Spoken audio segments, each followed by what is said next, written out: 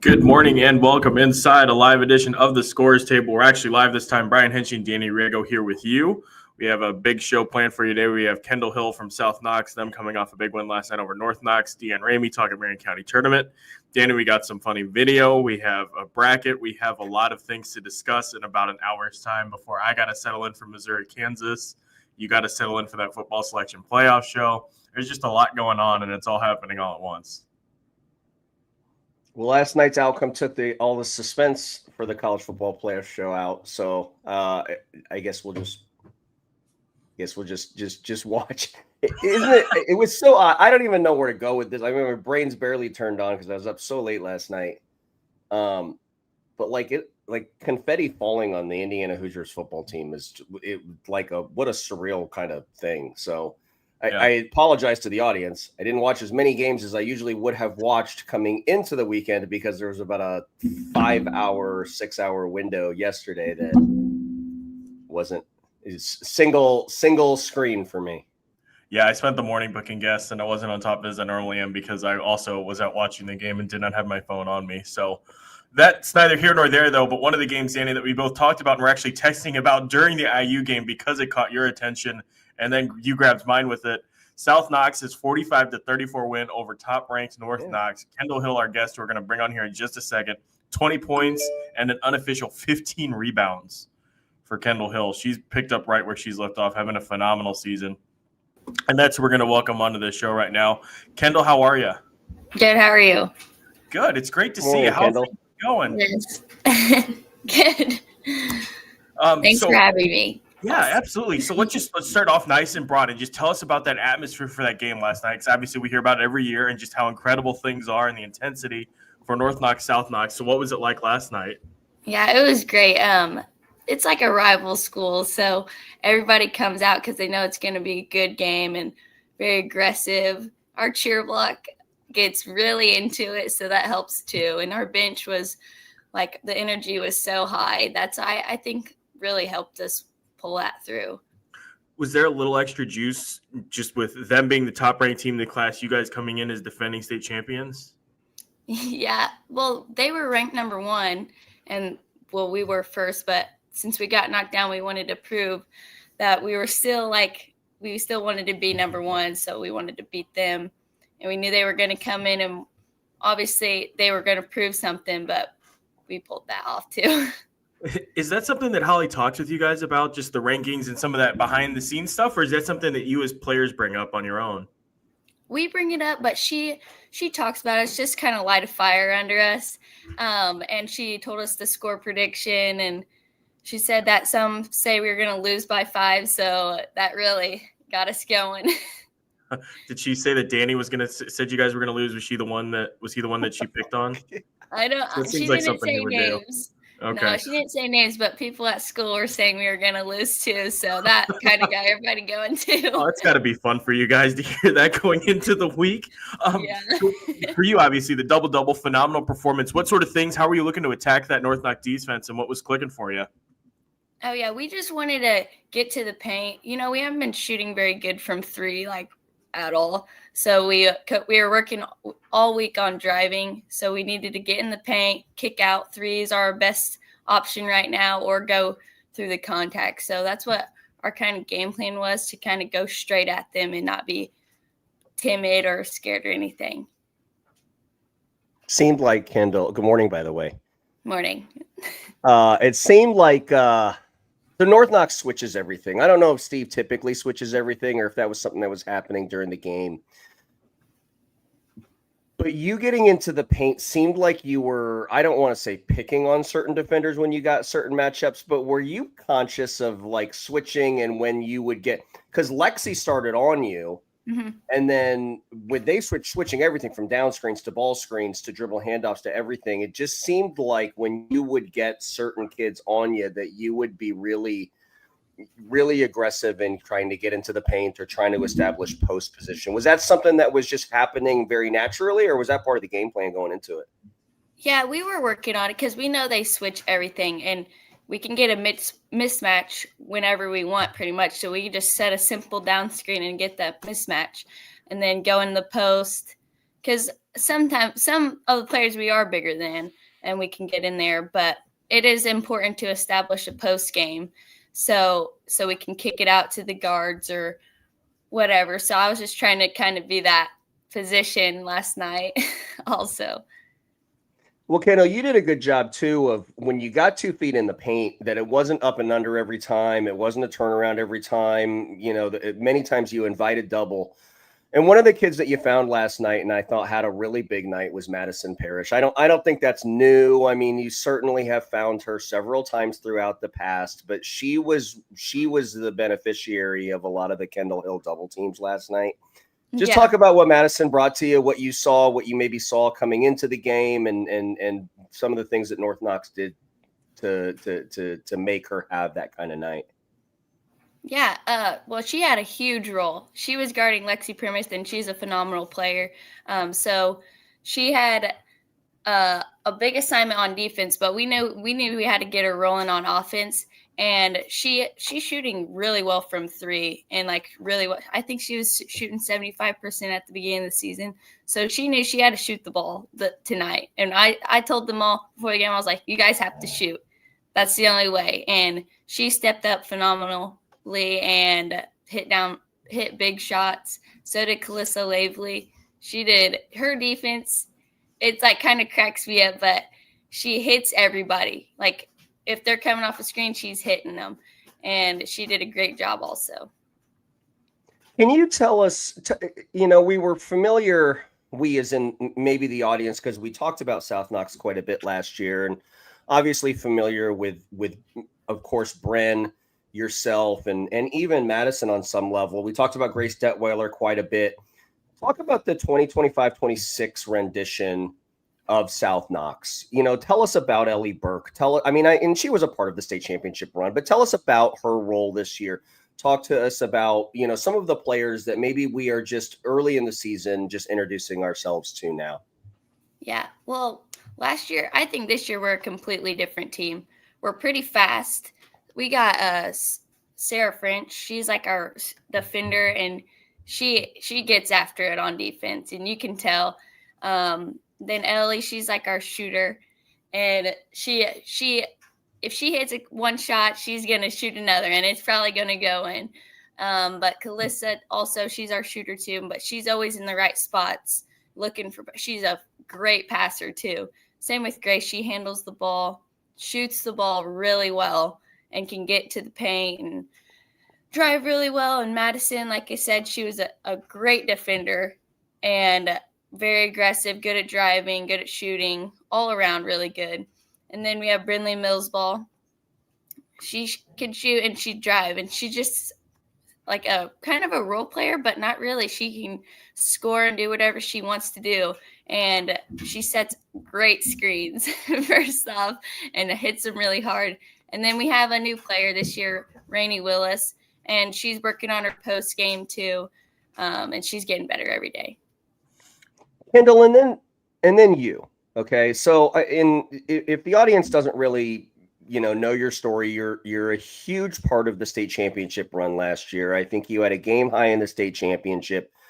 I think you had multiple triple doubles in this postseason run en route into the downtown run, and then you have the ligament tear in the knee, and then you get that reconstructed, and then you come back, and so that from that standpoint, that's a story in and of itself. But then when you watch you play on the floor, and I'm not sure if you've kept up with the show, but this year we've been talking about how this year's rendition of Kendal Hill is so different and so much more offensively aggressive than maybe what we had seen in the past, particularly last year. Talk about your progression, the differences between preparing for this year versus last year, the expectations that maybe you put on yourself or Holly has put on yourself or your teammates have put on yourself. It looks so noticeably different, Kendal, how aggressive you are, particularly on the offensive side. I'm going to talk about the recovery of the knee first, and then kind of take it into how you've kind of changed and morphed your game to fit this year's South Knox team. Yeah, so after I tore my ACL, it was like 4.5 months later that I got cleared, and I knew that I had to get back for my team. And like I had a new role this year because Brandon and Ella were our top scorers, and I knew that coming into the season that I had to pick up what they like left behind, and I had to score some. But I couldn't have done like the triple doubles or anything, like, because those are assists and they have to hit the shot. So that's like a big testament to the team. And I think sitting out most of the time, or like all summer, like just watching, and I think that really kind of slowed me down, like, and like think about the game more. And like I think I'm just kind of a better player now that I had to sit out and like just more relaxed and smooth. But yeah, I couldn't have done that without my team's support and my coach's support. They were with me through the whole thing and text me every day, how are you doing? But it was really helpful with them by my side. Are you still are you still a minute restriction or anything? I mean, I remember watching South Knox games early in the season. Holly would come get you very early. She'd give you, 60 seconds and then put you back in. But it seems like that's happening less frequently now. Is Holly breaking rules, or are you allowed to be playing as much as you're playing? I'm allowed to play. At practice. Okay. Like not the whole time. Like I sit out some, like not all the time, but yeah. Coach is like, if your knee hurts, you have to tell me. So I don't have restrictions right now anymore, but at the beginning of the season, it was like kind of ease into practice and get going a little bit and then take a break. But I'm good now. No rules are being broken. Well, I got one Katie's more. trying to out Holly here. Well, now I'm going to compliment her. I didn't mean for it to come across like that, Kendal. Back on the floor. I mean, so if you see enough South Knox games and you see Holly coach enough South Knox games, you start to see when things are different. And last night, the very first defensive possession, and I don't know if it was emotion, I don't know if it was adrenaline or the atmosphere, but you guys played defense, I think, for 55 seconds in the very opening possession, which seemed to set the tone for the entire basketball game. I mean, held North Knox, the number one team within the class and your crosstown rival, to the mid-30s. And Holly was very demonstrative throughout that entire 50 seconds in the first few possessions. Can you take us back into the locker room, into the preparation? It seems like there was a dedicated effort for you guys to guard with a certain level of intensity last night. I mean, did that happen, or was that just maybe the emotion of the night? Yeah, so at the beginning of the year, we were kind of sitting back and like getting in the gap, but we changed it this week, and we were going to get up and pressure no matter what. Like we were going to get up and get all over them, but she's always talking. When she's hype or got a lot of energy, everybody is. If your person's right by the bench, she's talking to you the whole time, and she gets everybody going. But she's great. But going into it, we knew we had to play really good defense because they're a really great team. They get to the rim really well. They shoot it well. We had to be everywhere last night. But like pressuring everybody was a big deal for us, and just having each other's back, was the big key to it. Hey, I was going to throw it to Hank, but I do want to mention to you, Kendal, can you make your free throws for me? I know it's been a struggle. Okay. I'm going to work on it though. Listen, just make the next one. Okay. So let's just make the next one. Yeah. Danny's gonna rip on your coach. I don't know. She just left 4 out there. She just left 4 or 5 out there. I mean, that's Kendall, I'm coming in now to build you up and ask other questions. So for you, we mentioned obviously the pieces that graduated from last year. How has your role leadership wise and inside the room changed over the course of the summer and then coming into this season? Yeah, over the summer, I mean, I couldn't really make it to practice a lot just because it seemed like every practice I had to go to therapy, but that's okay. I was still at the games and I could like see everything, like I said, from a different perspective on the bench. And I could tell them like, hey, this is where you need to be. And like Grace stepping into the point guard spot, I could help her and like make her become a better point guard. And she really stepped into that role this summer. But like when I got back, then I knew I had to like be a more vocal leader and like speak up when I see something and just tell everybody like where they needed to go or what I needed them to do. And they've really done a great job. I mean, everybody, there's not just one leader, like everybody like says what they want and nobody gets their feelings hurt because that's not like what anybody's trying to do. But I think everybody's leader on the team. Yeah. For you, the injury. So it was a torn ACL that you suffered right after last season, right? Yeah. Having to sit out, was there some frustration time where you kind of had to adjust into, okay, I'm going to maximize my time away, or was it pretty quick to you, pretty natural for you to start learning how everything, functions and kind of see the game in a different way? Yeah, it was pretty natural. I knew I was going to be out for a little bit, so I was kind of just accepted it. Like right as soon as I was like, well, I guess I'm out, so I've got to get back to work, and then yeah, it was fine. I mean, I didn't like sitting out, but I just kind of had to accept it that it was happening, and I just had to get back quickly. That's fantastic. That's fantastic. So before we let you go, Kendall, how's your sister doing in college, and how's how's Ella been doing down in college? Oh, they love it. Well, Ella suffered an injury too, but she's still going around with her team. They come home every once in a while. We go eat and we talk, and it's really fun. They really like it, and Bryn's enjoying college too. That's fantastic. That's fantastic. Well, Kendall, thanks so much for hopping on with us. We appreciate it. It was great catching up with you, and hopefully we'll be seeing you here in just a couple weeks up at Rings and Rings. Yes, thanks for having me. Awesome. Take care. You can. Yeah. Kendal Hill of South Knox. Danny, give me a 2-minute your 2-minute thoughts, then we're going to bring on DeeAnn Ramey here to talk Marion County.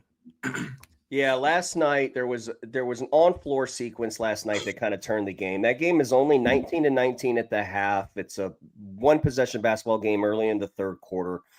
Kendal Hill gets one of those switches that I was talking about, attacks it, gets an and one. I mean, and when I say that it was an attack, like it was an off-the-ball down screen. It's like the third time she touched the ball in the possession. She finally gets the switch and it recognizes the defender. It's on her. It's an immediate rip and go to the baseline side and gets an and one. Okay. I joked that she wasn't making her free throw. She missed to the free throw, but they get the offensive rebound. She comes out and hits a three and gets a Kendal Hill 5-point possession. They come down, get a stop against North Knox.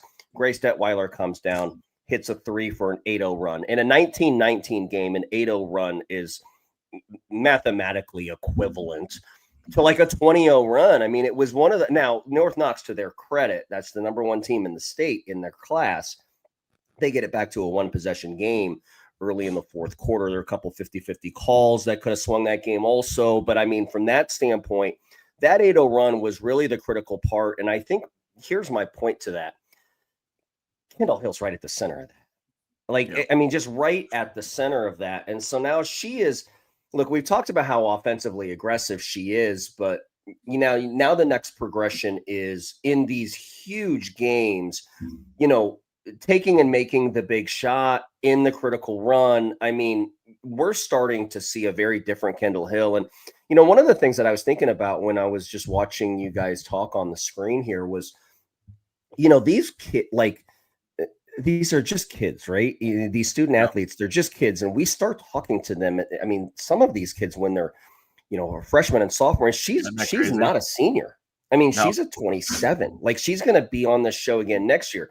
If you go back and watch some of the interviews that Kendal Hill has had, like, that kid's maturing on the floor. I mean, she's stringing sentences together better. She seems to have a really good handle of that basketball team. But that maturation, you can see it in interviews and you can see it on the floor. South Knox is a team that I think is going to continue to get better as Kendal Hill starts to get healthier and those other kids start to experience the maturation process that maybe Kendal Hill has gone through the last 365 days. But that's a very big win for them. Second point before I throw it back to you. Look, this isn't over between North Knox and South Knox. If I believe they're going to they would play again, I guess, in the sectional would be my guess. It would be the top two teams in 2A in the Southern Hemisphere playing for the sectional title. That switching thing was a big deal. Okay. I mean, it was a big deal. And I don't know if Steve's going to do it again. I don't know if he's going, what adjustments happen from the first time they play to a sectional matchup when they play again. But the ability of the South Knox players, Kendal Hill specifically, and again, the beneficiary of Madison Parish when they did double, that schematic choice that Steve made last night, and I haven't seen enough North Knox basketball to know if this is something that they just do. Like Center Grove will do it every basketball game. I don't know if Steve does it every game, but that was something that South Knox really exploited last night. And from an on-floor strategic perspective was one of the reasons why they were able to get into the 50s and win that basketball game on their home floor. So congratulations to South Knox. Congratulations also to North Knox for a great start to their season, but we're going to see this one again, Hank. Quick note on North Knox. They play Floyd Central next. They're going to have a 4A foe coming up. That'll be a quality matchup. And then later in the year, December 30th, they're going to be up here at Center Grove in the Carroll Toomey tournament. They're going to take on Silver Creek in the opening round and then the winner or loser of Brownsburg Center Grove. So that's a couple matchups there as I mute my mic quickly because I feel a sneeze coming on. It went away. All right, I talked it out of existence. But yeah, real quickly though, Kendal Hill, the maturity thing. I remember talking to her last year on the show, and she was great. And it was fun. It was subtle. But she talked about how she was the one addressing the locker room and just the things that she was telling these kids, telling them to be the ones that you need to take these shots in these moments, getting them talked up, chatted up, building up their confidence. And it's fun hearing a kid and just how she's naturally, it goes unsaid, but how she slid into the role of Ella Bowe and the role of her older sister and those other seniors on that team last year that only lost 2 games, both of which were to 4A teams that won their sectional and went on quality postseason runs, including a near state champion team in Hamilton Southeastern. So it's really cool. Kendall's one of our favorite kids to have on here. Danny, as we shift gears and move up closer to Indianapolis, we're going to go ahead and bring on DeeAnn Ramey, friend of the show, talk a little Marion County tournament. DeeAnn, how are you? Great. How are you guys? We're good. I can't believe that it's already Marion County tournament time. I know. It just seems like yesterday we were just talking on the preview show. I know. This is unbelievable. So I'm going to pull up the bracket here and just initial impressions for me at least, and then I'll throw it over to you guys. That's a pretty balanced bracket for the most part. I mean, Pike's obviously a heavy favorite on its side. As I try to get everything correct here, I apologize. Pike's a pretty heavy favorite on its side of the bracket, but that other half of it where you have Lawrence Central, Franklin Central, Roncalli, everybody kind of just smashed up on the top half. That's going to be a fun bracket to follow. Yeah, I definitely agree. But I do think that, even though that one side might be fairly, more difficult than the other, I think this is the first round of Marion County where you don't have a big dog playing another big dog. That is, it's supposedly a blind draw, which I know, but, it just seems like in the past there's been, a really big difference in where, like I said, a big dog's playing a big dog and knocked out. So you could potentially have, the number 1 and the number 7 team ending up in the championship game if everything goes accordingly. Danny, what's your initial read on this thing before we start diving into some individual teams? Well, the initial read is the very obvious, which is where's Lawrence Central and where's Pike? Are they on opposite sides of the bracket? And so I think that's the first thing that's going to jump out to everybody. It's the first thing that jumped out at me. And then you look at, like the potential like sectional matchup of Lawrence Central and Lawrence North, which played such a big role in who the eventual state championship was each of the last 2 seasons. Mm-hmm. In both instances, that was the third matchup of the year that they played in sectionals. The way that it looks, if it chalks out, the sectional battle that would likely happen between Lawrence Central and Lawrence North would only be the second time. And look, sometimes Captain Obvious here. It is obviously different playing somebody a second time versus a third time. You know, there are certain adjustments that a coach can make through a certain period of time based on one game of experience. In 2 games, it's very difficult to kind of get kind of deep into the bag, and it kind of turns it into, you know, the athlete and maybe less about the coaching and the game plan. So the first thing that jumps out at me is where's Lawrence Central, where's Pike? They're on opposite sides, and then Lawrence North being on an opposite side of a Lawrence Central is the second thing that jumps out at me. I have a matchup in mind, but DeeAnn, what first round matchup jumps out to you the most is this is one that people should get to? Well, I would say the Roncalli Decatur. Decatur, I think, will be a good game, and then NC Brebeuf. That's what I was going with. Two games that I think have the most parity in them. Let's start with that. Let's start with those 2 first round matchups, and we'll kind of branch off and talk about some of the future ones. Let's start, DeeAnn, with North Central Brebeuf. I had a chance to see North Central play against Lawrence North, and they look pretty good. Still without Naja Winston. I think she has to sit out another month with the transfer rigmarole. Not her, but with the IHSAA rules and how things work like that behind the scenes. But still, I mean, a lot of valuable experience for the other girls in that North Central roster, and they've been playing well and holding their own against some really tough opponents. What have you seen from them, from your former team? You know, there's a lot of girls getting a lot of experience. She's rotating the lineup in and out, and so there's a lot of girls getting a lot of experience.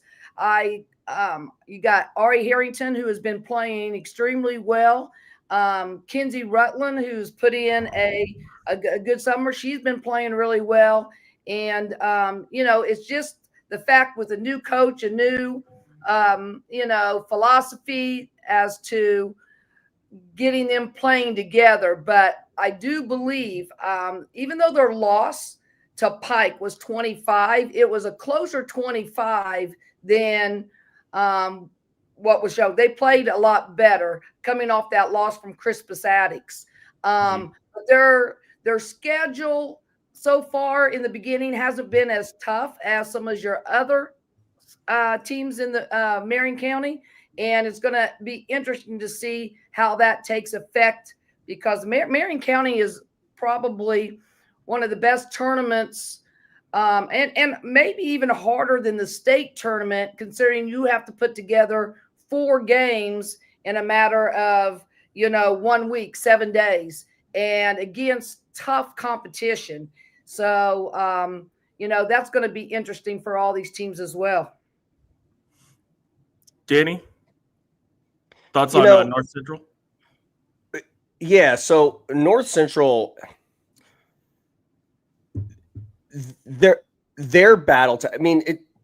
Coach Ramey kind of not stole, but said where I was kind of going to go with that. There's a lot of people in Marion County that say it's harder to win a Marion County tournament than it is to win a state championship. Okay, because of the teams that you have to play.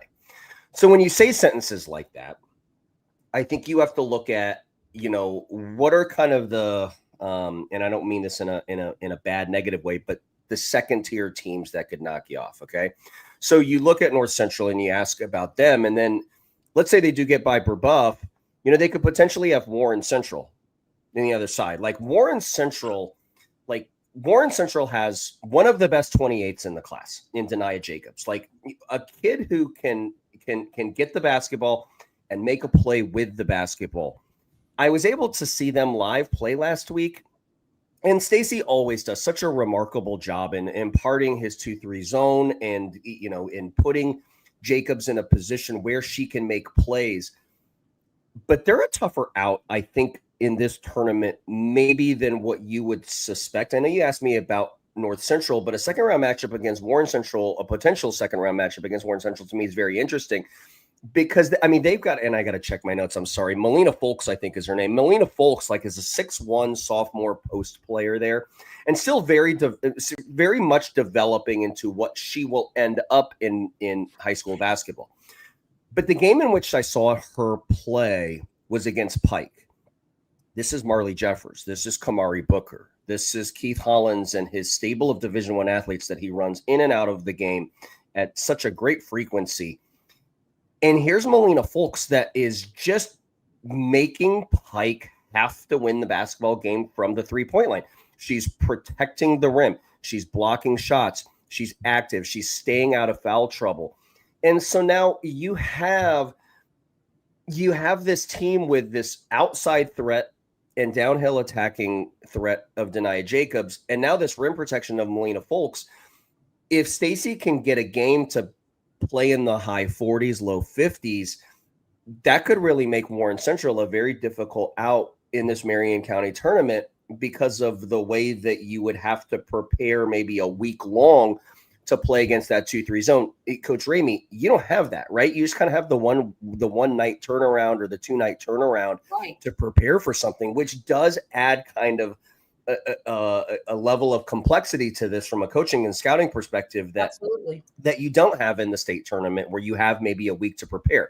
And in a closing thought right there in kind of the bottom left-hand corner of this bracket, that's one of the reasons why it's so difficult to win a Marion County tournament, is because you just don't have the luxury to sit there and just watch these teams. Yes, you're familiar with them from year to year, and there's some continuity from a scheme perspective, but I can promise you Melina Folks wasn't doing the things that she did against Pike. She wasn't doing these things last year with the frequency and the effectiveness that she was doing them the other night against Pike. You also have, I think, Brebeuf, and you guys will have to correct me on this if I'm wrong, but Brebeuf and Warren Central are both experiencing and having to, come away with injured players. LaStar Williams. Yes, Williams is. Mm-hmm. I think she's out for the rest of the year, right? Now, is Brebeuf at full strength? I don't know. Is Brebeuf at full strength? I heard that they had some injured players as well. So I was kind of wondering that too with Brebeuf. I haven't had a chance to talk to Aaron recently, but I mean, they're on a 2-game losing streak now. They lost by 30 to Decatur Central, only scored 18 against Westfield. Obviously, a couple quality opponents, but that is surprising on a roster that includes Robin Pate and Jalen Bowling. And we all know what they're capable of. Yeah, I think, again, I don't know for sure, but I did hear that one of them, I want to say maybe Bowling. Yeah, she missed. She's only played 6 games so far, so okay, I'll have to check into that. Yeah, and whether or not she comes back could be making Brebeuf a lot stronger. Yeah, she's. Definitely, because Brebeuf definitely is a contender. Aaron does a great job with them, so yeah. It is, and I agree with Danny. Stacy's does a great job, and he's going to be prepared. It's just going to be a matter of getting his teams to play together. After the loss of Star, Bowling. By the way, I mean, that's a kid that pops out. We haven't had a chance to talk much about Brebeuf, but I mean, she stands out there at 5'11" and what she brings to the floor. They missed her a lot last year. For the time that she was out. But I mean, the way that she can impact the game in so many different ways with that length is pretty impressive. I've always been impressed when I've watched her play. And to DeeAnn's point, what Aaron's done with Brebeuf has been phenomenal these past couple of years of getting them kind of built up and contender status within their sectional, pretty brutal sectional there with Bishop Chittard at the height of their powers for that run. And I think Heritage Christian too for a stretch. So kudos to them. I'll check in. Danny will too, I'm sure, on what's going on with Brebeuf and their injury situation. Yeah, and I was just tracking this first 6 games that Bowling had throughout the. I mean, so you had mentioned she played 6. I mean, she is another kid that was, had a big injury that she had a long recovery from, and to come back. The first time that Jalen Bowling jumped off the screen to me was with her length, yes, but very shortly following that was her ability to shoot the basketball. And it does seem like she has her shooting stroke back, at least on some level. I mean, she started the year through 6 games with 36 3-point attempts. And that's 6 a game, 3 a half. I mean, that's very good volume for, and that's not, it's very difficult to get 36 attempts in 6 games if you're the only, if you're the only thing in town, if you're the only thing on the team, you can just dedicate a defender to not leave you. But of those 36 attempts, she's making 36 of them. I mean, and we talk about 36% of them, excuse me. I mean, and that's, well above the line of demarcation. She hasn't missed a free throw all year. So, I did also kind of raise an eyebrow at them only scoring 18 points against Westfield. Right. That might be a really good reason as to why I didn't screen the game to see if Jalen Bowling played. I just assumed that she played and that Westfield locked them down, but that would certainly change things. Brebeuf has a kid that I'm familiar with. Her name is Leah Solaria. Like, she's new to that program. She came out of the Carmel program. She's a really nice player too. And so, with Bowling coming back from an injury and Solaria, it being a major player, Coach Ramey mentioned Robin Pate. Again, it's still early enough in the year where these teams are relying so heavily on freshmen that they will be so different. But these county tournaments, the Johnson County tournament being first, Marion County tournament being before the holidays, and then as we get into the kind of the other, like the Hall of Fames and all of those things that are around actual Christmas and New Year's and things like that.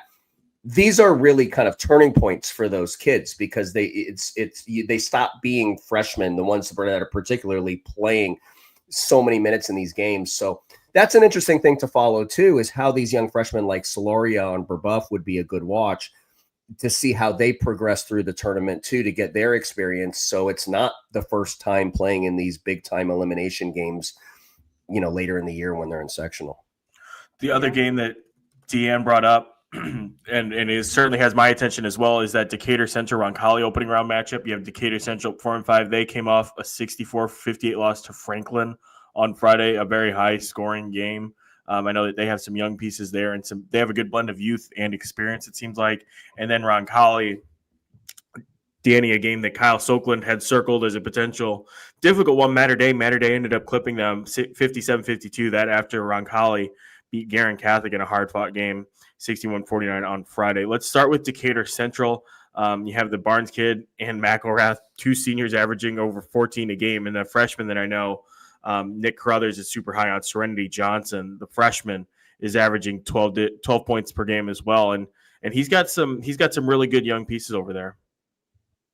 Yeah, I saw them online versus Franklin Central. It was the first game of the year, and I thought I was really impressed, even though they came away with the loss against Franklin Central. Franklin Central at that time is really good, but I thought Nick had his team. They play hard. They they share the ball. They they do just a great job of trying to disrupt whatever offense you've got going on, and I think they're going to be a contender because they've been playing really well, in my opinion. I forgot to mention Havana Thompson, who I keep thinking graduated last year or should be older than, or at least be in her senior year. She's only a junior. So it's an exciting future for that program, in part because of kids like Havana Thompson, who's been around seemingly forever and playing at a pretty high level for Nick. Go ahead, Danny. No, I mean, it's a great point. Like it's these kids that you're like, oh my God, that kid's still in high school. It's because they were playing such big roles when they were younger. I mean, and if you remember, like, this is where Cam Banks was, like, to begin too. So some of these kids' development was maybe, I don't want to say overshadowed, but at least a lot of the attention was kind of gathered or by other kids, maybe like Banks in this instance. But you mentioned CJ Johnson, like that. So this kid has always been one of the better kids in the class. Like, she's coming in and she's playing varsity basketball. Nick is really high on her, but this kid's going to be very good. Like a very good high school basketball player. She does a lot of different things, particularly on the offensive side and being able to score the ball. She can score at 3 levels. She can get downhill and attack. I had mentioned Denia Jacobs earlier in the segment about Warren Central, but they have very similar games. It's really good athleticism. And then when you couple impact freshmen on the floor like CJ Johnson with now a senior rendition of McElrath, a senior rendition of Mia Barnes, a very old junior rendition of Havana Thompson, that's a very good situation for a kid like CJ Johnson to develop, because it's not one of those situations where this freshman has to come in and do everything. Sometimes it sounds like, oh, well, that's great. Let's trial by fire. Well, what if you burn? Like, it's just, it's a great situation for Nick to be able to foster this into, perhaps even an Indiana Junior All-Star kind of candidacy over the next couple of years for a kid like CJ. But it will be because it got off to a start with a very good senior class and an old junior class like Devane to kind of bring her along. So I think CJ Johnson, is in a perfect situation. I would expect her to really kind of break out later in the year. But it's a really good mention by you, Hank, because she's a really good basketball player. On the Roncalli side, the Royals, like we mentioned, looking to bounce back from the loss to Saturday. They're shooting 42 for 154. That's 27% from three through their first 7 games. They have some known quantities on there: Elliot Leffler, Brenna Cerny, Caroline Schottle's been putting up some big games for them. Lydia Staley's back from basketball seasons. Roncalli has the postseason experience. I think that sectional is going to be a little bit tougher than maybe what we anticipated going into the season. But in Marion County terms and where they're at this point of the season, DeeAnn, what's your read on Roncalli and where they stand? Well, Roncalli's, I think, is used to this. They always come in ready to play.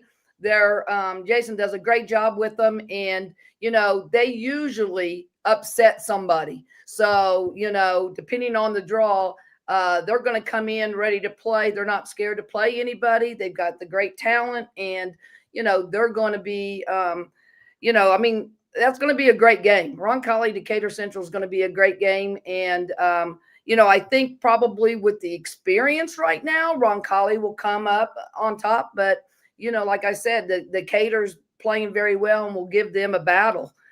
So you mentioned the upset too, and that got me thinking. It's really disappointing we don't have the possibility of Roncalli Ben Davis early in the tournament, because those games always seem to be pretty batty and something crazy always happens. And then speaking of the upset potential, though, Franklin Central in the semifinal. We'll talk about that after Danny gives his thoughts on Roncalli. But like you said, DeeAnn, that's ripe for a Roncalli trademark upset in the Marion County tournament right there when you have potentially Franklin Central in the second round. Danny, your thoughts on the Royals? Just real quick about Leffler. I think, she's 18.9 points per game. People are going to see that, but she's always been, it's like a bad word now, so I want to be careful, like a volume scorer, okay, like a volume shooter. The first thing that you have to have is volume. The second thing you have to have is efficiency, and her efficiency metrics are there. She's shooting 75% from the free throw line. She's shooting 36% from the 3-point line. She's above 50% from the field. And so now if the efficiency metrics are there and you're getting volume, that's what's going to lead to the 18.9 points per game. So congratulations to Elliot, because if it's my top line and talking about her on the pod, it's going to be the top line of every scouting report as well. She's going to see different defenses and things like that throughout the year. She's going to expose herself to face guards and switches and doubles and things like that. And so not to say that Elliot hasn't always had those metrics, but maybe hasn't always had those metrics when she is definitively the top line of the scouting report, getting the best defender every single night. And believe me when I tell you, there is a big difference between the two. Mm-hmm. Big difference. Yeah. Before we shift on to some of the other dogs, I want to shout out Park Tudor real quick, because they have a couple sophomores who've been playing at a really high level. Ayla Wilson and Layla Smiley are both averaging over 13 a game. That's 19, almost 20 a game for Wilson. They've been playing at a really high level. Park Tudor, obviously, a little bit under the radar at 4-3 and in one of the smart classes, but they have some good young talent there. I'm not predicting any upsets. Don't want to give Stacy any bulletin board material, but Park Tudor's got a good thing going over there, and they're doing a good job building up that program, it seems. Let's talk about some of the big dogs in this bracket. Let's start with Franklin Central, since we were just on them. The Flash is coming off a dramatic win, over Brownsburg over the weekend. Danny, I'll start with you on Franklin Central and just your initial thoughts on them. Yeah, Franklin Central is still, let's give this time, okay? Mm-hmm. It is so unfair to judge Franklin Central while they are still in a period of adjusting without Riley Hotari, okay? And I don't mean to make this a Riley Hotari segment, okay? But Baker makes shots. Okay. I mean, Duvall's effective. They have kids like Journey Washington. I mean, all of these kids can be effective, but they haven't played very many minutes of basketball without their point guard. When you watch them, I feel like there are times where you can see how much they miss how connected they were through their point guard. So I think this Marion County tournament is a tremendous opportunity for them to perhaps stack a couple of wins and start to be more comfortable in their role. Look, they're practicing every day. They've played multiple games since the injury. This isn't brand new news and all of that. But it takes a while for all of that continuity to take place. One of the kids that we had talked about kind of taking some of those minutes was a kid by the name of Journey Washington. Again, another freshman. At the risk of redundancy, here's another kid, again, who didn't approach the year with the idea that she was going to be playing the minutes that she was playing because Hattori was healthy at the beginning of the season. Again, this will be her first experience in high-pressure situations in elimination basketball games that will help develop Journey Washington as a young freshman. But Franklin Central, I think, I would like to see them look more comfortable possession to possession and with the normal game flow of other kids doing the majority of the ball handling. And I talked about Baker in the first sentence when I started talking about Franklin Central, because that's a kid whose production obviously needs to step up as one of their kind of feature pieces on the offensive side. But she was the beneficiary of a lot of the attention and the creation of her point guard. And so she's really going through the progression more so than any other kid on that roster of where are my shots going to come from? And what is a good shot? Do I need to redefine what a good shot is? Do I need to redefine what open is? You know, let's watch Baker through this. I mean, I'm just kind of waiting for her to unfold and make 8 threes in a game. And Hank, you text me and be like, Baker had 28 in a really big upset win, or not upset win, but a big win by Franklin Central. So they're an interesting watch to me because they are still in the very early processes of redefining roles that they maybe didn't have at the beginning of the season. DeeAnn? Anytime, a team loses a major player is huge. But when you lose your point guard, the extension of the coach from the bench, your leader on the court, it takes a while for teams to adjust and get used to that. And I agree. I mean, Franklin Central is a strong program. It's just going to take some time, but they'll get it. So, once they get more comfortable in playing, I agree. So, but anytime you lose a point guard of that caliber, I mean, it's going to be a huge adjustment. Maybe a dumb question, but when your team loses a point guard to injury, is it more beneficial to have game time experience to get these kids into the flow of action, kind of trial by fire? Or is it more beneficiary to have kind of like a long lull between games, like a week, maybe even 2 between games to get all the practice time in? Which DeeAnn and Danny, you too, which do you think is more helpful? Well, I personally think game experience, get them in there, get them used to it, and playing that role or different roles that the girls have to adjust to. But I mean, ultimately, my philosophy is it doesn't, these games are all practice games until February. And once February hits, that's when everything changes. So you have to have your team ready to go when the IHSAA tournament starts. And so along the way, the bumps and bruises is how you adjust to them, how you, make those adjustments so that you are best prepared heading into the tournament. I'd love to hear, DeeAnn, your thoughts on Peyton Duval, because Danny and I have talked about her. I noted against New Palestine just how she was playing inside, and noted it last year too, where that kid seems to be developing more as an interior presence. What have you seen from Duval and what she brings to the table and how she's emerged as a player for FC? Yeah, she can score from a lot of different areas. I think, she's definitely, I haven't seen her play that much this year, but yeah, she's definitely a player to contend with. And, your scouting report's going to definitely include her. Danny, any closing thoughts on FC before we jump on? Looking at the bracket then too, I mean, if things do go chalk and presuming Franklin Central gets past Roncalli or Decatur Central and Speedway, we could be looking at a rematch of last year's final in the semifinal with Lawrence Central versus Franklin Central. That's a good jumping off point. I feel like to talk briefly about the Bears. They're coming off 2 dramatic wins last night over teams in Kentucky. 2 quality wins. DeeAnn does a good job of getting them out there and getting them against some quality teams. Wins over there. The Bears obviously in a bit of transition with Shellhammer leaving. We talked about teams losing point guards. They lost Shellhammer and are adjusting to that. But so far, they've had the practice time, and in their first games back down in Kentucky, no worse for the wear on that side. And they're at full strength now with the Ben Davis transfer back for them. DeeAnn, we'll start with you on Lawrence Central and what you've seen from them a month into the year. Well, I think that again, they're having to make some adjustments right now. I think the biggest key, and Janan and I talked about this last year, is they go to Kentucky. They play 2 top teams and on Saturday, and then come back and have to play 4 games. And if they get to the championship, which we think that they will, but play 4 games to the championship game at Marion County. So basically they will have played 6 games in 8 days. And that's tough. We think Marion County is, tough in itself, but then when you add 2 games on a Saturday before Marion County, that makes it even more difficult.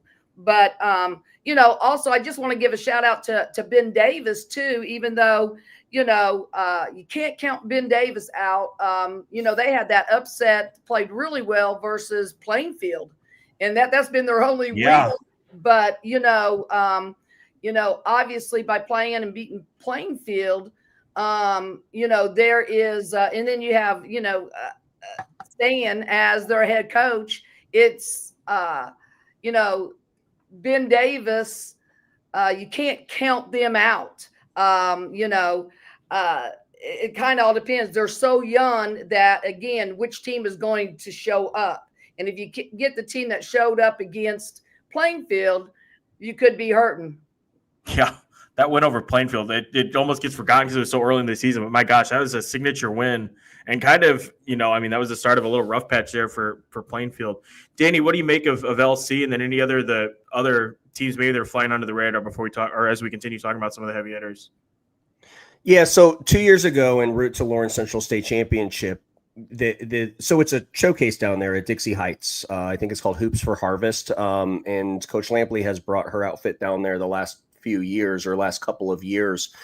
And they played, I think, number 1 Ryle 2 years ago. And it was the first time where they kind of had a 4th quarter deficit and that they had to overcome. And they ended up winning that game, and it springboarded them to an eventual state championship run where they seemingly weren't touched. Okay. So let's just kind of spin that forward to yesterday. You had mentioned that they played some teams from Kentucky. These weren't just teams from Kentucky. I mean, they played Cooper at 9:30 in the morning. Cooper is the number 1 team in Kentucky. I mean, they got a kid on their roster by the name of Haley Knoll. The audience might recognize that name. They might not recognize that name, but that kid's got a dozen high major offers, is a tremendous basketball player. And they led that game pretty significantly. There's a real coach. Their coach is a woman by the name of Christian Prohaska. People might know her as Christian Stephanopoulos. She used to be the lead assistant coach for Xavier University. So a real college coach coming in here, understands how to develop talent, really puts in game plans. That's a game in which they led by double digits, and then Cooper starts to come back and makes it a 1-possession game with 2 minutes left. 2 hours later, they play Ryle, which is another top 5 team. And they trailed that game by double digits in the second half, and then they came back to win. So while we were here, watching whatever it is that we were watching, North Knox, South Knox, or football or whatever. Lawrence Central is down in Kentucky playing two of the best teams in the Midwest in games that they are logging invaluable experience as a unit that has never had that experience before. Mm-hmm. Has Lola? Sure. Has Anaya? Of course. And Kiki? Yeah. Okay, we saw what she did, okay? But together? Never. And now they have. They're different. They are different. They are different after that one-day trip, the same way they were different 2 years ago. And so what's happening with Lawrence Central right now is relatively scary because they just went down and took out, really, really, really talented basketball teams with real coaches and real scheme and real Division I athletes across the board. So that, I think, was one of the maybe underlying things, and I don't want to say secret things that was happening. I mean, the stream was it was very difficult to find. I mean, it is. I don't know that anybody will see him. I couldn't see him the last couple of years even, but I think Lawrence Central is starting to. They're developing some experience that's going to be invaluable, and now you couple that with what they're about to embark upon, and with the Marion County tournament. Good luck playing them. Right. LC, to DeeAnn's point, they go from the Kentucky event to the Marion County tournament, then they bounce out to Brownsburg, then they bounce out to Pike before taking on a team from Michigan, probably more than just a team from Michigan, before they get some time off between the 23rd and the 3rd of January, assuming they don't schedule any games in between there when they take on Merrillville. So this is kind of a, I wouldn't say defining stretch, but certainly an important stretch as that team continues to build its chemistry, figure out some depth pieces beyond the starting five, which is probably the best in the state, and take things from there. Any other county teams that you all want to get to before we? Well, hang on a second. One more point about Lawrence Central. So I got a text from a college. I mean, obviously these multiple games showcases. There's a lot of college coaches. I got a text from a college coach that was asking questions about Lawrence Central as they're trying to familiarize themselves with the roster. When Lawrence Central's best opponent thus far through the season arguably was HSE at HSE. That was two top 5 teams playing against each other. And one of the things that Brian Satterfield and HSE did in that game was they took the defender that was guarding Hyatt and they put her on help line to congest the middle when Butler, and particularly when Butler, McKenzie, and Lampley had the basketball. Remember, that was when Shellhammer was there too, so I would throw Riley into that mix as well, okay? Well, Nia Hyatt got a lot of volume of shots in that game, okay? There's a big difference in this instance of being able to take those shots and being able to make those shots. I got a text from a college coach that said Lania Hyatt in that 9:30 game against Cooper was the kid that hit 2 big threes that ended up winning him that basketball game. So I was maybe a little bit irresponsible with my notes to talk about just McKenzie and Butler and Lampley. Like Lania Hyatt is just growing up, and I don't want to say before my very eyes, but before our very eyes. Now that kid's making come on, they don't need any more weapons and kids with confidence playing in that group. But good for that kid that she goes down there and is the kid that largely is one of the reasons why they won that game against Cooper. And Hyatt played a big role too. Growth from her playing against and practicing against, Jayla last year, Layla last year, Derek Quibb. Playing against, who she's playing against now in practice and going against them, you've got to expect improvement and growth in that way. What an exciting time for her. Speaking of improvement of growth, let's cross the township. This is a school that I wanted to touch on with you guys before we left. That's Lawrence North. Jalen Suggs continues to play at a high level. Jordan Suggs, continues to play at a high level for them. You have Brooke and Roberts, Clea Bentley, both returners. You have Jada Wheat stepping into a bigger role as I continue to butcher names. My apologies. Lawrence North is 4-4 on the year, but they did pick up a really good win over Carmel last week. That's what they will be coming off of going into the tournament opener against Perry Meridian. DeeAnn, have you had a chance to see much of Lawrence North so far this year, and what do you make of them? Yes, I think what's going to benefit Lawrence North going forward is that, first of all, they're very young. Okay. Second of all, their schedule initially has been extremely tough. And I think they started off 0-4. And so then now they're starting to come together, and that's tough for freshmen, for a young group that Thomas has, is to play a tough schedule like he has in the beginning of the year and having to maintain their confidence. Now Suggs is figuring it out. The younger kids are figuring it out. They're playing better together. And I think they have 3 wins now. They went 4-0, and then the last 3 wins they have coming into Marion County. So you would think that their confidence is building. They've got that game experience for their young kids, and I saw Suggs just she really came into her own. I think almost during the North Central game where LN beat North Central, and she shot the ball extremely well. So I think the more confidence, she's going to be a really good player. The more confidence she gets, and then, you had Roberts and 2 of the girls that just came back. I mean, they just ended up, I think they were in the state championship of the flag football. So, they're just coming in and trying to, they missed out on all those preseason practices and just coming into their own as well. So Thomas is going to have them playing well and their confidence up. So, that could be a LN Pike matchup.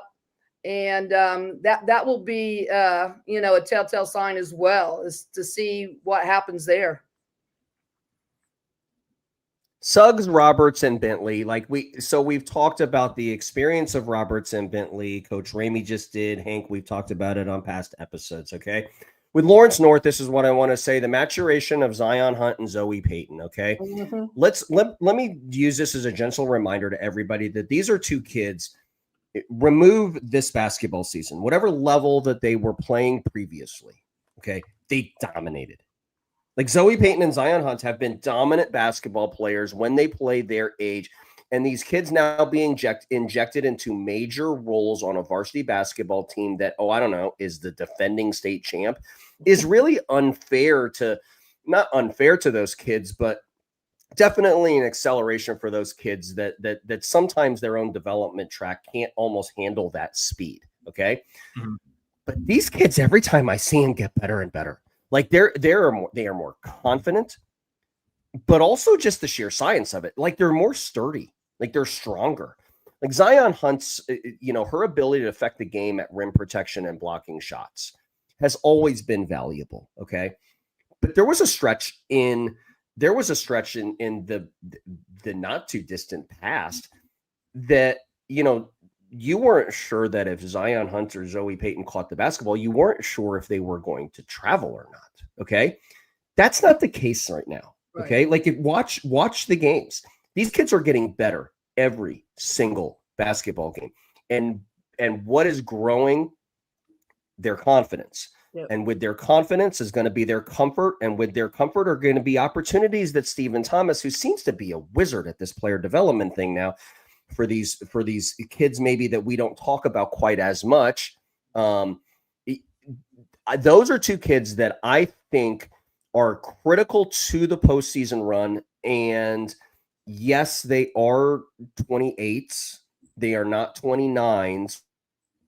But because of their abbreviated role on the varsity basketball team last year, they're playing the lion's share in their freshman year on the junior varsity team. Again, here we go with the same thing. You have the same narrative with other teams. You have this great opportunity for these kids like Zion Hunt and Zoe Payton, who are now seemingly making plays on both sides of the floor on a regular basis, playing the Marion County tournament.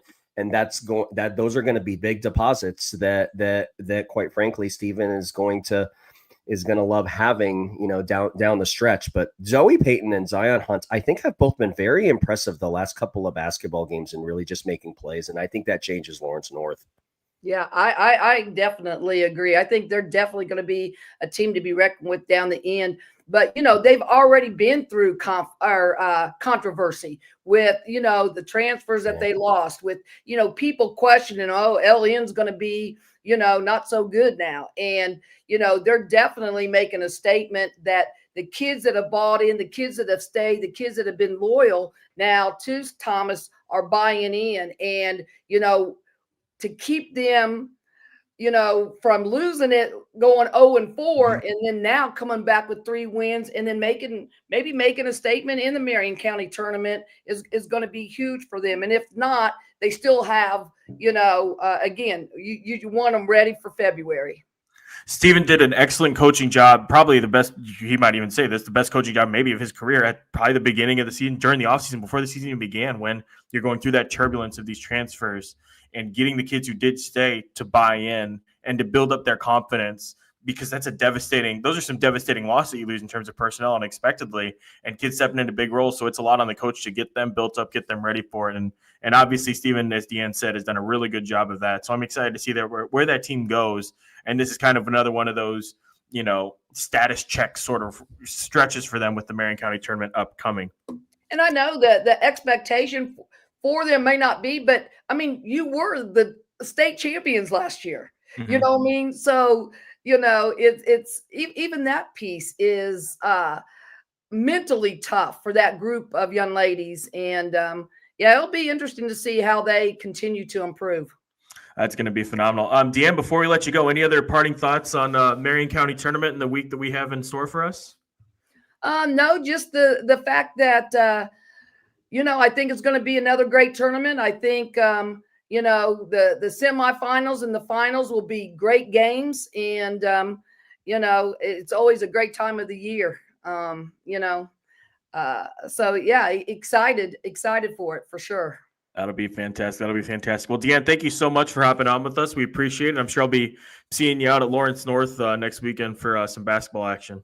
Yeah, I'm actually going to be with the Indiana High School sports commentating on the semifinals and the final games. So that will be fun. Yeah. And then I want to give a shout out. I've got 2 former players, Tanyelle Welch, that's from Arizona, and then Destiny Hooks, along with Layla Derrickwe at New Mexico. They play today against each other. So that's always cool to see, our high school players, Marion County, all-star players that are playing against each other at that level. So it's kind of cool. That's awesome. Tanyelle Welch was one of the first kids that I wrote a feature on, and that's how I first met DeeAnn, was writing about Tanyelle. That is one of my favorite human beings ever. That kid is just an inspiration. I mean, just an amazing young lady. I love that kid. She's been through a lot, and she is. She's been through a lot. Young lady, and Hooks and Derrickwe are doing great at New Mexico. So as in all of our players that have graduated and moving on. So, but it's been a pleasure. Absolutely. Thanks, DeeAnn. Take care. Right. Talk soon. DeeAnn Ramey. Just a side note, by the way. Sure. You read her. Go ahead and read her out. Sorry. DeeAnn Ramey, former North Central coach, with us talking Marion County tournament. Go ahead, Danny. I don't think the connection of Indianapolis kids to New Mexico is over either. So just a side note, and I'm not sure if people know this or whatever, but their associate head coach is Keith Freeman. Keith Freeman has very, very deep Indiana ties, most probably popularized by I think like a 10-year stretch where he was the head coach of Valparaiso. So he has kept recruiting ties with AAU coaches, high school coaches, programs, and school districts in Indiana and brought them to New Mexico. Like Destiny Hooks and Layla Derrickwe, like they're really, really, really good players. Like he didn't just go grab like under the radar player. Like these are really good basketball players that he got in New Mexico, and they were finalists. I mean, I think they had Molly Ernstis on a visit. I think they had Kiki Butler on a visit. I think they had some of those kids. So if people are wondering, like, why are these kids ending up at New Mexico? I think it all really stems from, kind of a time period where Keith Freeman was developing really deep Indiana high school ties for the recruiting. Yeah, that is exciting. I didn't even realize that we had Arizona and New Mexico today, so I'm going to add that to the viewing list along with Missouri, Kansas, and that college football playoff selection show. A couple notable scores to run through before a video clip that Danny and I wanted to discuss briefly. We mentioned Roncalli's loss to Mater Dei. Roncalli led that game most of the way, wound up losing by 5. A really good win for Greensburg over Gibson Southern, where they came back to win. And a Class A score that caught my attention during the week as well. You had Loogootee outlasted number 6 Orleans. I think I said that one right, in an overtime game. They got 34 points from Elena Diamond. That's the highest individual scoring performance since Lauren Baugh scored 36 in 2006. She also had 13 rebounds. Diamond did for a fifth double-double in 6 games. So a really good win for the Lions. I'm not even going to try and say the name again. And I got the mascot wrong. I think they're they are the Lions. The Lions outlasting ranked Orleans. I tried to talk Class A basketball, and I butchered it, Danny. That's a great start for me. Big win for them. Let's talk a little bit about Silver Creek. They dropped last night. First off, congratulations to Emma Shane on clearing 1,000 career points, but they dropped a decision last night to Castle. And Danny, I'm going to play the clip. Silver Creek. This is wild, everybody. Silver Creek is trailing late in the game. And I'll just let the video roll. Shane now moves down and tries to put up a floater and gets it to fall. What a shot in there. And Shane with a nifty move, little one. All right, now we've got. All right, so what happens there is that Castle scores a basket. Brooklyn Wren takes the ball and runs off with it. She comes back to the bench. I think somebody calls a timeout or play stop, whatever it is. She gets teed up. Scott Shane ends up getting teed up. That winds up swinging the game. Danny, you and I discussed that play on the phone and what the thinking is behind running the ball away from the basket after a make like that instead of just tapping it out of bounds. So I'll let you explain what happened there, what the thought process was as I continue just butchering sentences. I think that's a sign that we're going to wrap after this. No, listen, I think it's one of the interesting things that happened yesterday because it's so Silver Creek being down 4, but understanding that they don't have any timeouts left. You know, Scott had burned his last timeout at what he would probably admit to you was an inopportune time, but he has Silver Creek down 4. If they score in that instance, the clock doesn't stop and there's only 13 seconds left. Okay. So Castle can run not just the 5 seconds or the 4.5 seconds before they inbound the basketball, but they don't have to be in any hurry to go get the basketball either. So they can run that thing very conceivably down a very good basketball. They can throw it to the referee. You know, they can, there's a lot of different things from a gamesmanship perspective that they can do. So because the clock doesn't stop on a made basket in Indiana high school basketball, Scott couples the gamesmanship that he thinks Castle is going to do with his own gamesmanship. So he instructs Brooklyn Wren to grab the basketball out of the net. And Brooklyn, by the way, was only doing what her coach told her to do. And Scott would totally admit this, and run away to try to create a warning for delay of game. Mm-hmm. Instead, the referee, who there is some history there between him and Scott. I let's just say careful. Yeah.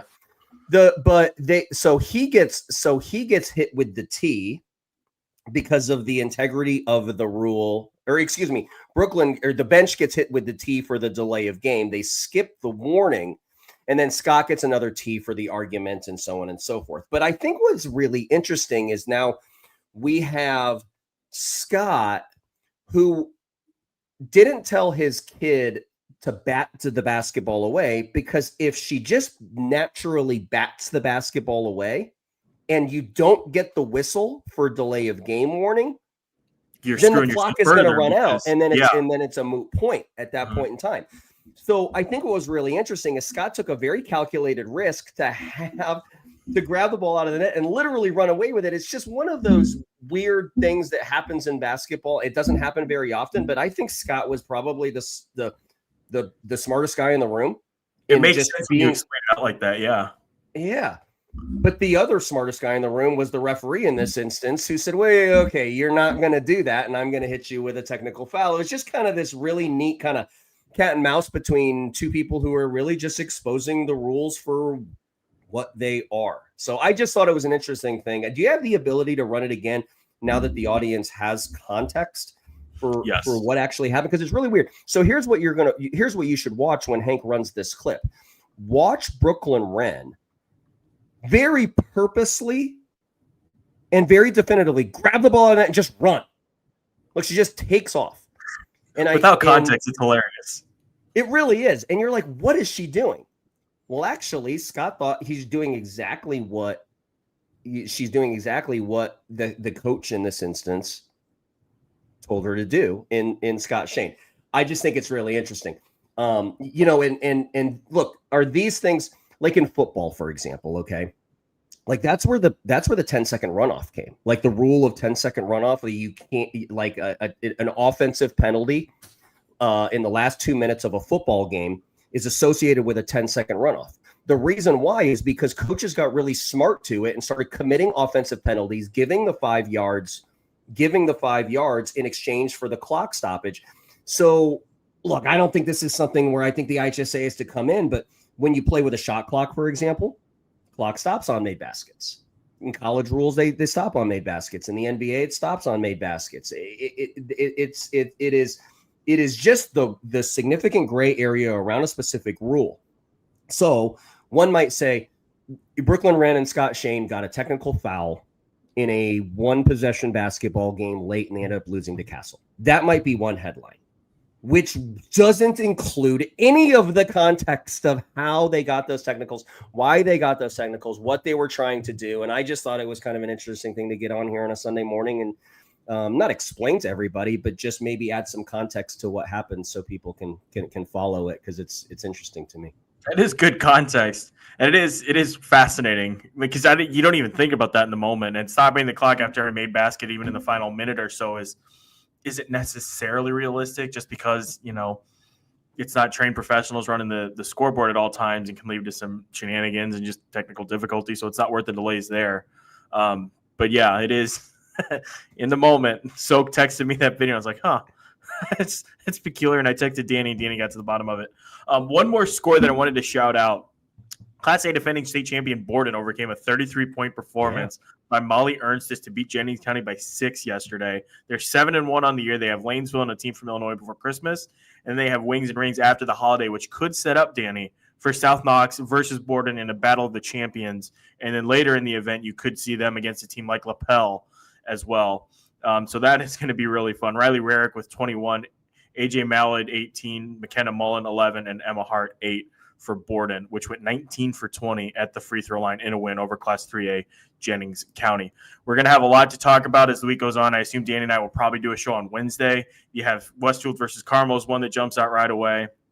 I know on Thursday there's going to be Center Grove playing down at Bloomington South. Of course, we have all the Marion County festivities happening as well. There's just so much going on. But with that, we're going to call that a show. We thank you all so much for watching, and we will talk to you again soon.